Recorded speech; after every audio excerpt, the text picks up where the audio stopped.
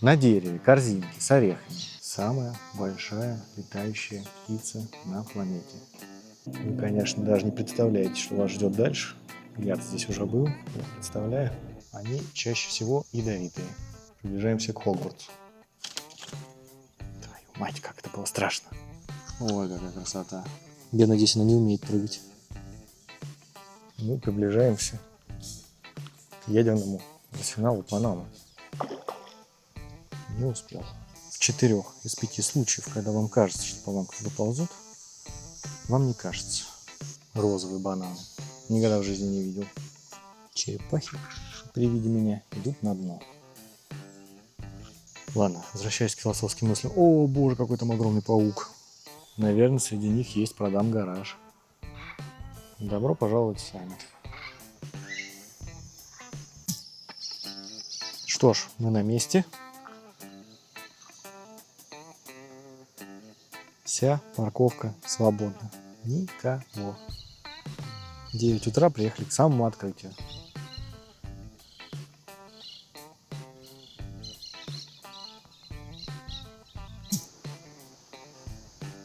С граффити в Панаме проблем нет.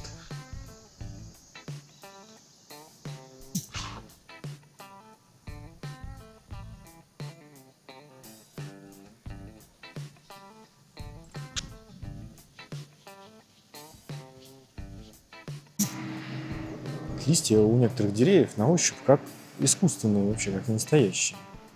Ну, как видите, это настоящее дерево. Все с такими листьями. Вот так все это выглядит. Сейчас мы зайдем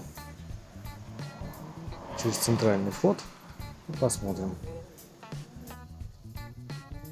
Не знаю, что это. Выглядит достаточно красиво и стрёмно одновременно. Если посмотреть, то на нем сидит достаточно большое количество маленьких ос. Они прям сантиметровые.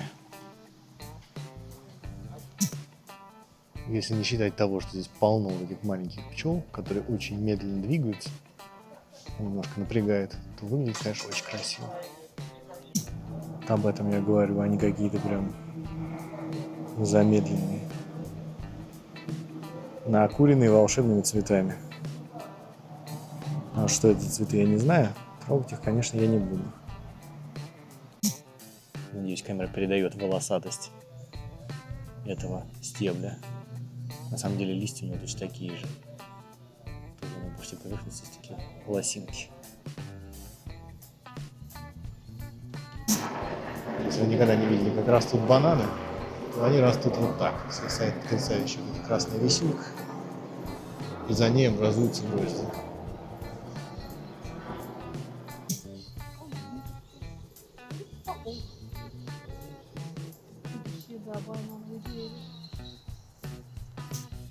Бамбук. Кому-то интересно, в Панаме он тоже растет. Высоченный, все как положено. Чуть-чуть проходим вперед, и здесь уже все ухожено. Постриженный газончик, деревья, все вообще по красоте. Когда погода поприятнее, здесь обычно даже устраивают пикники. Например, как вон в той беседке. Там сейчас на выезде какая-то школьная группа. Но в целом, когда мы сюда проезжали в прошлый раз, тоже беседка была занята, кто-то праздновал день рождения. Я потом максимально, конечно, это приближу, пытаюсь вам показать. Но здесь растут корзинки с орехами. На дереве корзинки с орехами. Если помните, раньше был такой Задорнов, и он шутил про то, что американцы тупые и считают, что на деревьях хлеб растет прям со штрих-кодом. Вот, казалось, он был недалек от правды. Вообще удивительная история. Можете погуглить, почитать. Действительно, обезьяна отрывает крышки, съедает орехи. Местные потом используют эти корзинки в бытовых целях. Но это удивительная история. Первый раз такое вижу. Корзинки с орехами. Мое почтение. Тигровое дерево.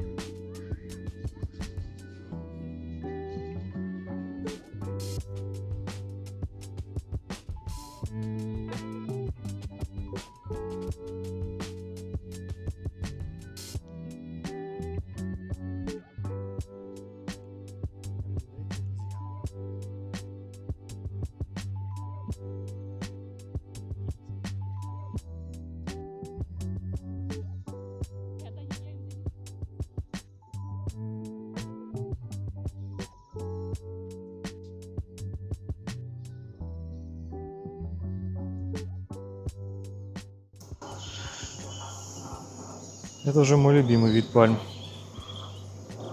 Как называется, я, к сожалению, не знаю. Да, вот такой я человек. Так вообще вайп очень клевый. Такая, как бы, все вечно зеленое, летнее. Там, где опадают листья, такой раз и осень. Такая хорошая, теплая, без грязи, вот это вот все.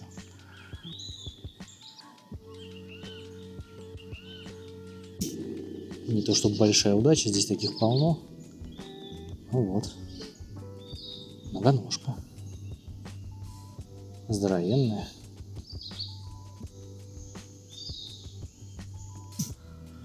Такие джунгли.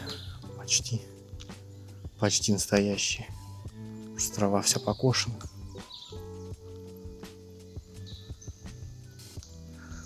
А это здоровенная клетка. Клетка, в которой живет здоровенная птица. Сейчас пойдем посмотрим. Вот так она выглядит на выцветших картинках. Вашему вниманию орел гарпия.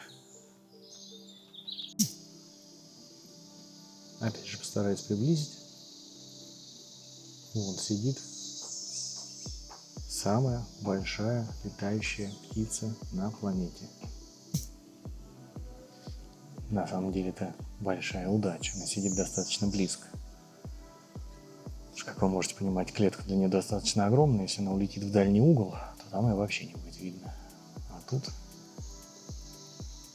практически в кадр смотрит.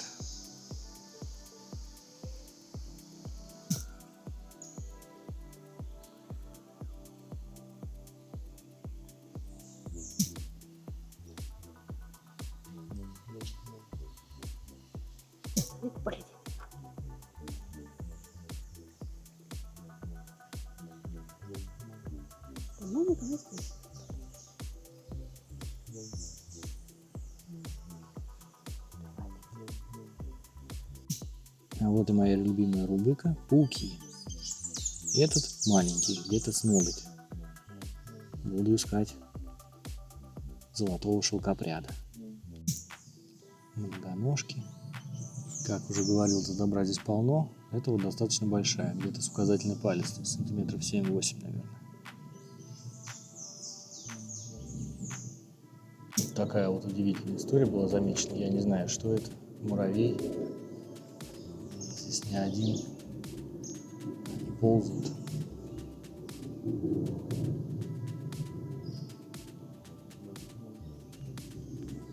На самом деле на муравья не похоже, как какие-то крабы. Очень много детских площадок.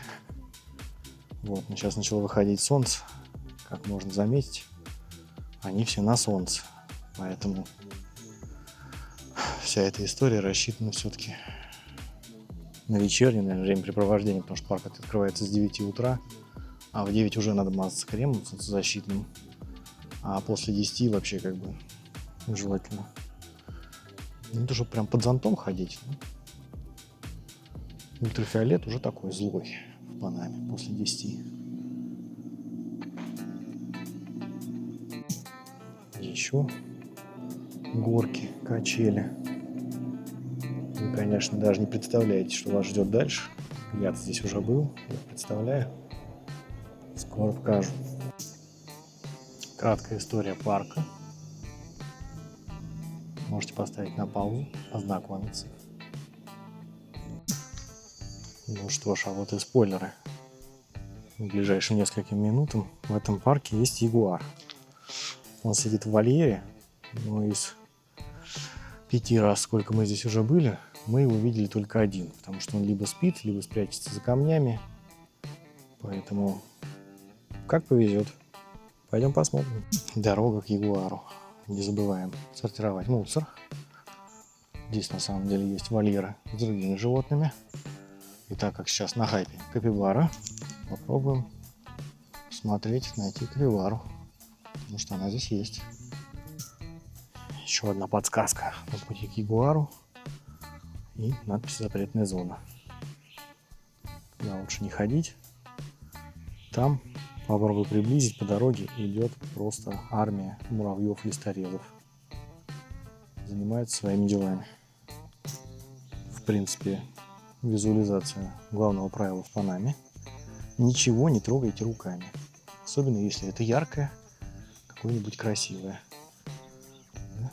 Эти вот все яркие растения. Лучше все это смотреть глазами.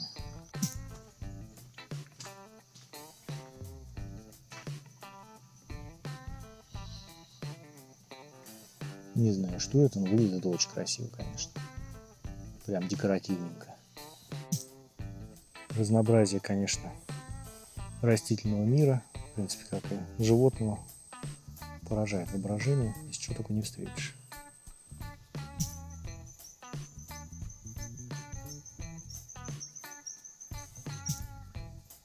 А вот продолжение той дороги, которая была в запрещенном проходе, как бы это ни звучало, листорезы делают свою работу.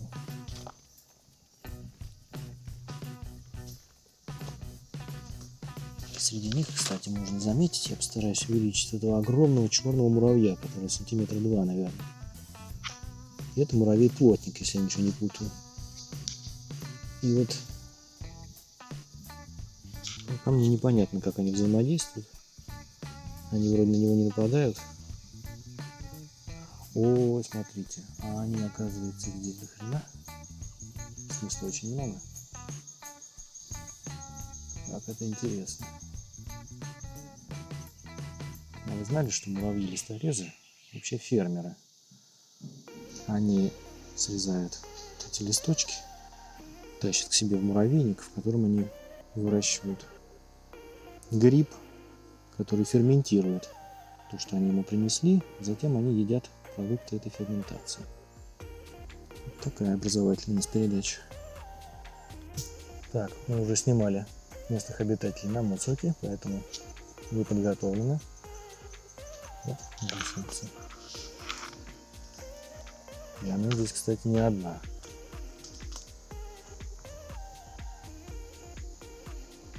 Смотрите, какая красота.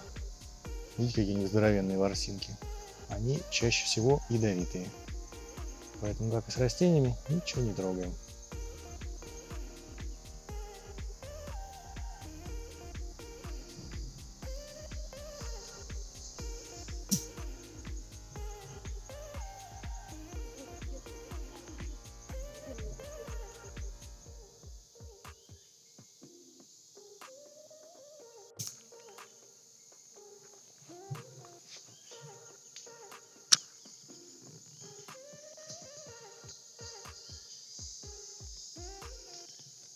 Ну, в смысле, вот сидит маленькая лягушка.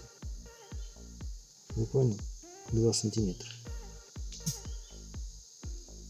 Еще здесь очень много таких черных гусениц. Удивительно. Потому что я их вижу первый раз за 3 года жизни. Именно таких. Именно в таком количестве.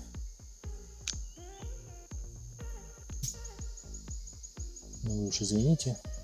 Гусеницы на втором месте после пауков, особенно такие интересные. И вы еще таких увидите. Это, конечно, не капибара, но очень на нее похоже. Поэтому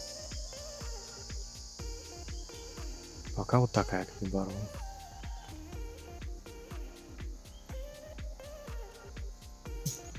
Знаете, это ощущение, когда идешь и чувствуешь, как ты врезался в какую-то паутину, которую ты не увидел. Вот в Панаме оно гораздо более мерзкое, потому что пауки здесь гораздо крупнее обычных. Поэтому очень не хочется врезаться в чужую паутину. Так, мы добрались до логова ягуара.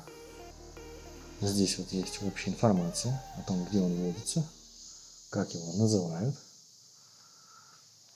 Соответственно, красивые граффити присутствуют. Осталось узнать, присутствует ли сам ягуар. Да, вон он лежит, спит. Он в дальнем углу.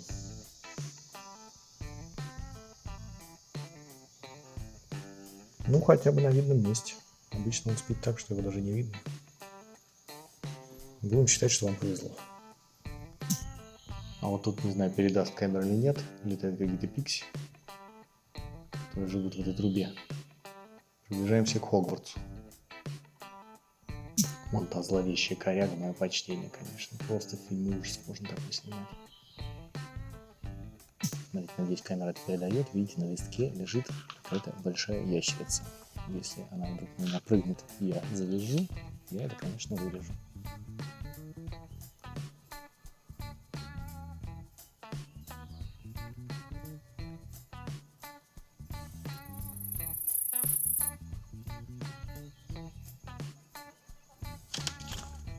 Твою мать, как это было страшно.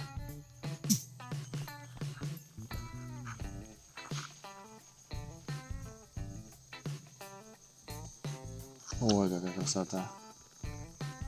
Да. Вот все бы так позировали, было бы не видео, а чудо какое-то.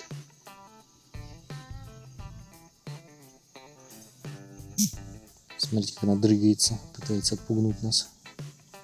Но мы большие и бесстрашные, поэтому просто дальше будем ее снимать. Я надеюсь, она не умеет прыгать.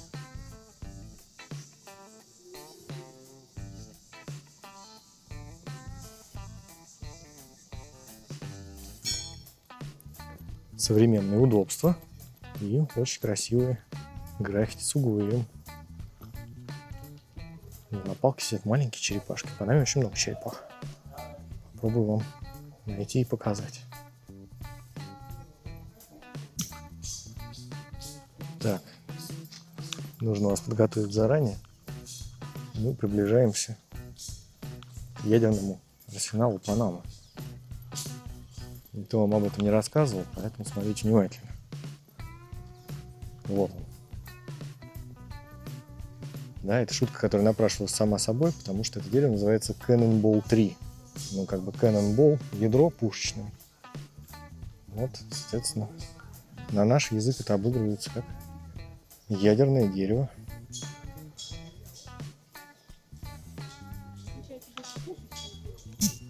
Соответственно, здесь такое дерево не одно.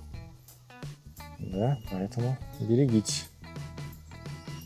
Я надеюсь, нам удастся найти какой-нибудь упавший плод, показать, потому что внутри он такого достаточно необычного цвета. Вот, и какие-то мухи даже его ели, что говорит о том, что, возможно, он даже съедобный. Вот надо, конечно, будет погуглить. Так, соответствующую табличку о том, что это ядерное дерево, убрали, поэтому вам очень повезло, что вы смотрите мое видео. А вот так вот вы приехали бы в парк и даже бы и не поняли, на какую золотую жилу нарвались. Теперь к вопросу о черепахах. Да? Посмотрим. Вот уже там одна как минимум плавает, вот еще одна только что нырнула. Такой вот есть красивый прудик. Да? Там торчит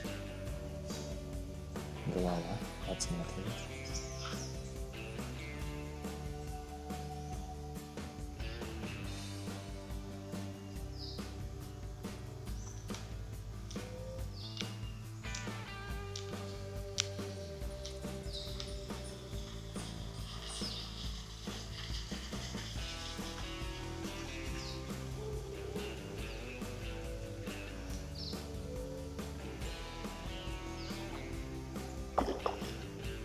Не успел.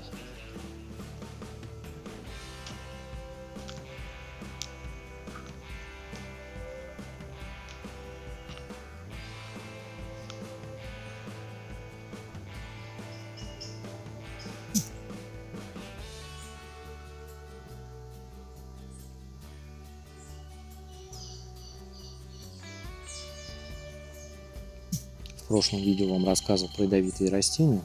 Вот, кто смотрел, может узнать здесь сердце Иисуса. Да? Теперь вы подготовлены и не отравитесь. По-моему, потрясающе.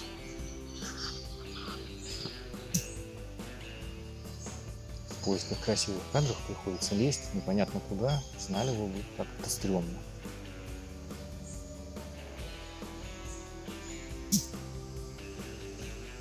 Так, хотел сказать вам одну мысль. Заключается она в том, что в Панаме 4 из 5 случаев, когда вам кажется, что по вам кто-то ползет, вам не кажется.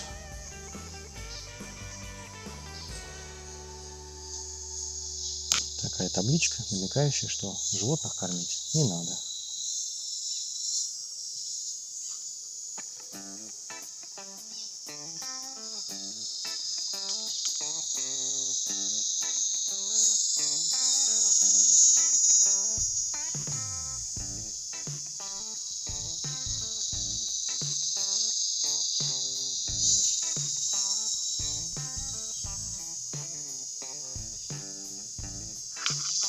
Очередная история про то, что я надеюсь, что на меня никто не напрыгнет за то, что я так близко их снимаю.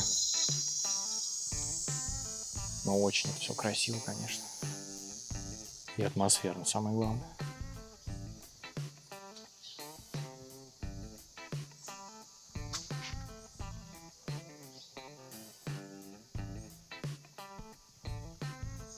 Розовые бананы. Никогда в жизни не видел.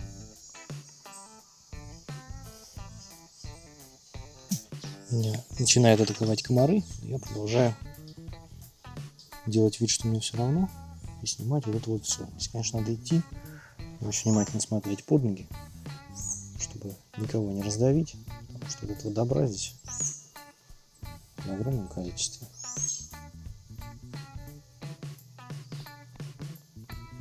Просто вот здесь отдыхают, наверное. Ну, а так из хорошего, конечно, давайте, чтобы не грустить, посмотрим на это потрясающее дерево. Блин, я заметил ящерицу.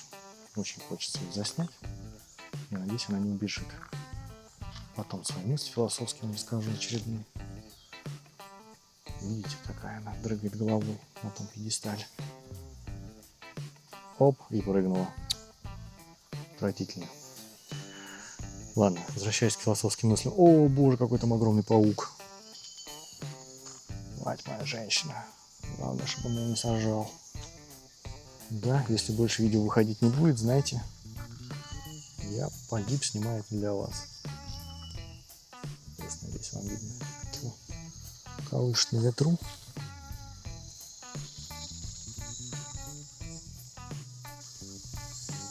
Дури-то какая-то.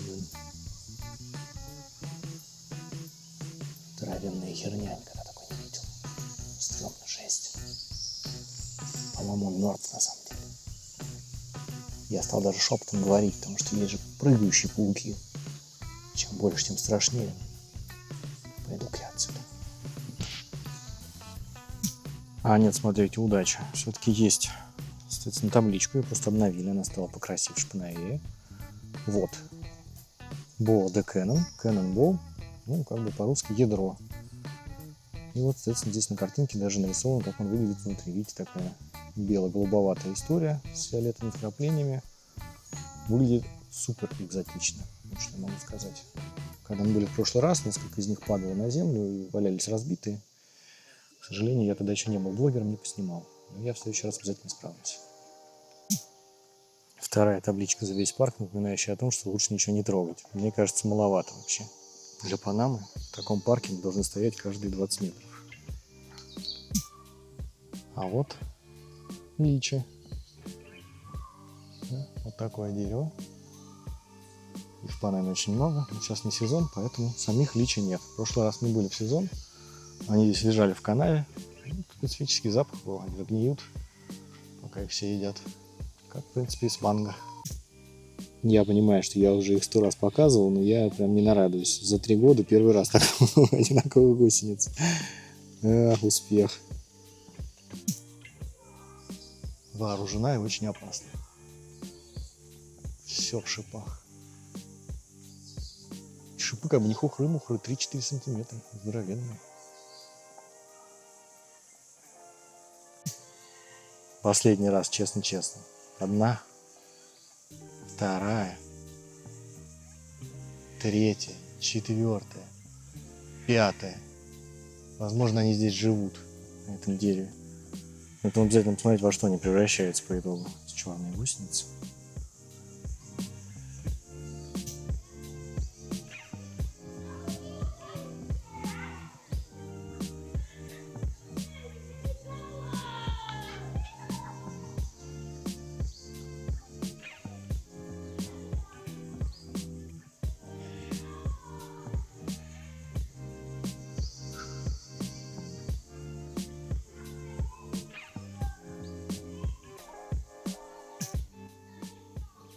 просто стена с объявлениями. Я, конечно, в прошлые разы этого не видел, но здесь, как видите, наверное, среди них есть «Продам гараж».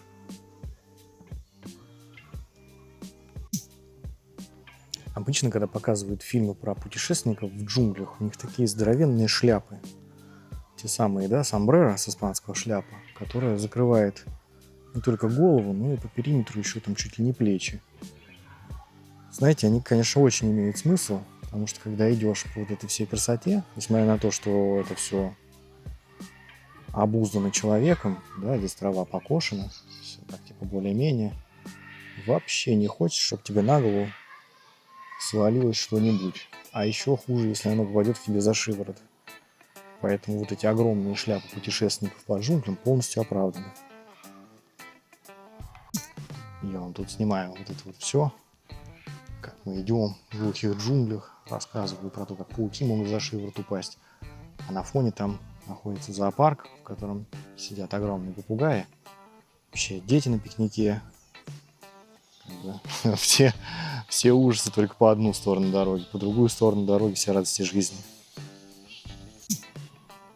Еще одно растение с настоящими листьями. Но да, как я видел объявление, я не буду их трогать. Перед парком объявлений не было.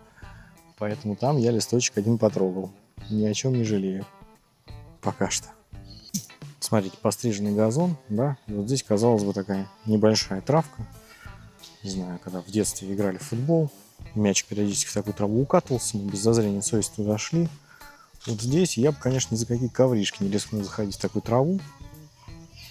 Вот, зная, что там может водиться. На самом деле ничего критичного, там просто могут быть муравьи-листорезы, да, если вы наступите в муравейник, будет очень-очень неприятно. Так, смотрите, мы подошли к части парка, в которой находится зоопарк. Сейчас мы понаблюдаем каких-нибудь обезьян интересных.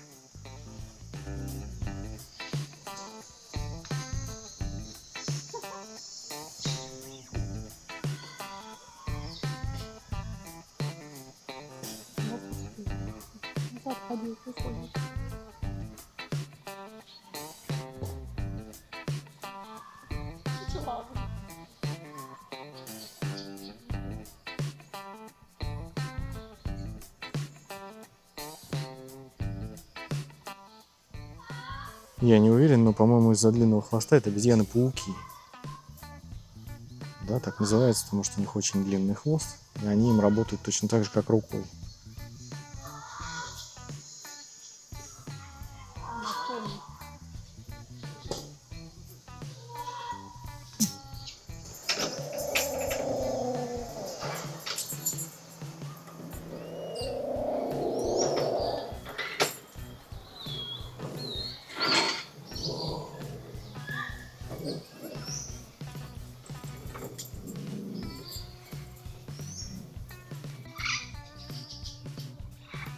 Добро пожаловать в Саммит.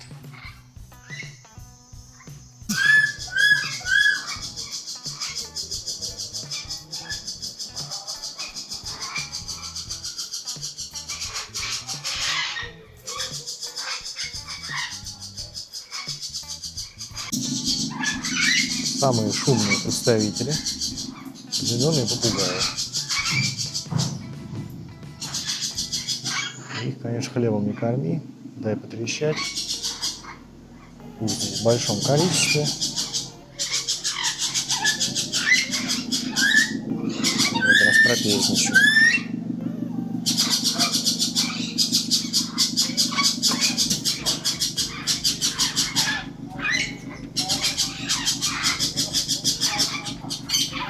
Редкие кадры, как обезьяна кошмарит белку. Да?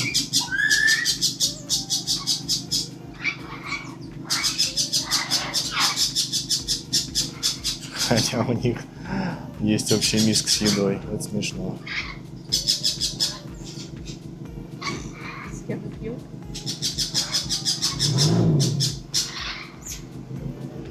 Тут, соответственно, есть надпись о том, что это бельчьи обезьяны.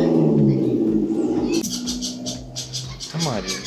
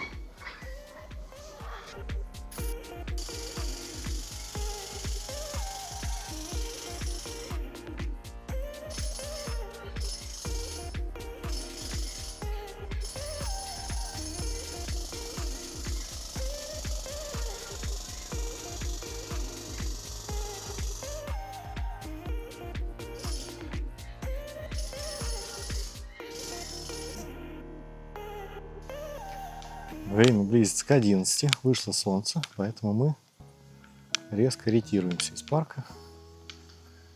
Вот, надеюсь, вам понравилось. Очень рекомендую посетить. Стоимость этого мероприятия $2 для взрослого человека, резидента, и $5 на взрослого для туриста. Дети что-то около $1. Вот, находится это все в 20 минутах от Панама-Сити, если вы живете где-нибудь в Сан-Франциско. Если вы живете в районе Тукумена, то, конечно, придется ехать 1,5 часа. Из того, что не показал, справа можно увидеть купол. Это бабочкарий. Там, соответственно, можно бесплатно пройти и поглазеть на бабочек разных. Не единственный бабочкарий в Панаме, поэтому об этом как-нибудь в другой раз.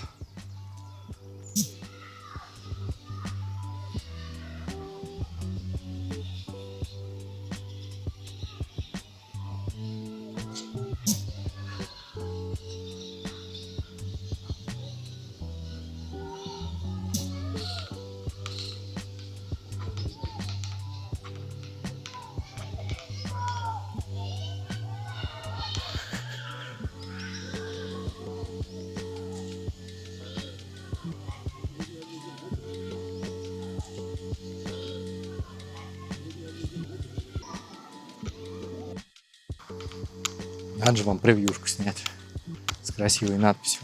Иду.